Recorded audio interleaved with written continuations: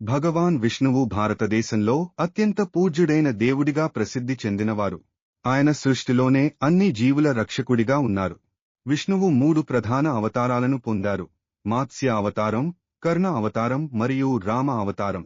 ఆయన జీవితం కథలు ఎంతో వివిధంగా ఉన్నాయి.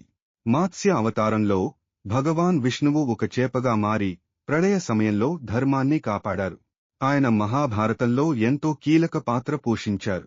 కర్ణ అవతారంలో విష్ణువు ఒక అద్భుతమైన ఆధారమైన నారసింహ రూపంలో హిరణ్యకశిపుని నాశనం చేశారు.